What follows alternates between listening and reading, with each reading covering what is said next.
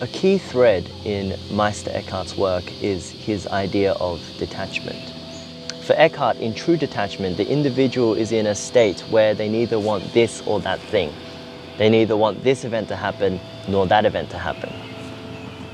And for the modern reader, this sounds absurd. Is he asking us to just sit on the couch in total passivity and slowly wither away? You know, this would be the uncharitable reading of Meister Eckhart's work. I feel as though what he's trying to do is to pull us out of the perspective of being a limited and separate individual and show us the world from God's perspective. You see, because insofar as we see ourselves as a fragment, as limited and separate, as discrete, then we'll project and see a world of separate things, objects and people.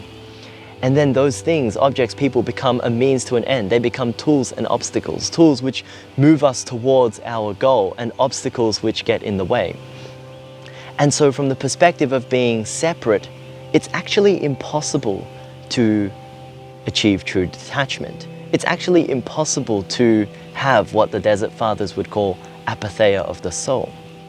And this is really the key here, the riddle. What Eckhart is trying to do is almost present a little koan for us to unpack. Because God is all the omnis, right? He's omniscient, omnipotent, and omnipresent. He's the creator, the sustainer, and the destroyer of the world. He owns everything.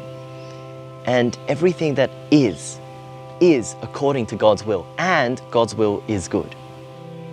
And so who are we, right? If this is true, then who are we as a fragment to want this or that thing? Because we don't have it all. We don't have full knowledge of the world. We don't see the big picture. And so who are we to make these requests and make these demands? The proper position for us would be one of surrender, would be one of devotion. And it's through this path of devotion and surrender that we actually achieve emptiness and taste God. So Eckhart would present an example of a container, right? And this container is full, and that's us. But insofar as we empty ourselves of ourselves, then God fills up. And so the end point of this is us being fully empty, an empty container, and then God is filling us up. And so it's in this manner that we become an empty vessel through which God can work and through which God's grace can pour. And it's in this manner that someone like St. Paul could say, it is not I, but Christ in me, right? It's in this manner that Christ could say, I of my own self can't do anything at all. Everything that I do, it's my Father in heaven who does through me. And this self-emptying must be done experientially and must be done in the heart. One must truly want it, because an intellectual understanding is not enough.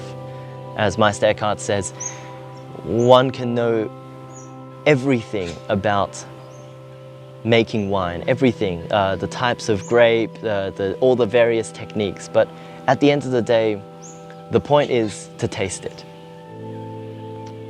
And for us today, if we taste God, then we'll know a sweeter taste.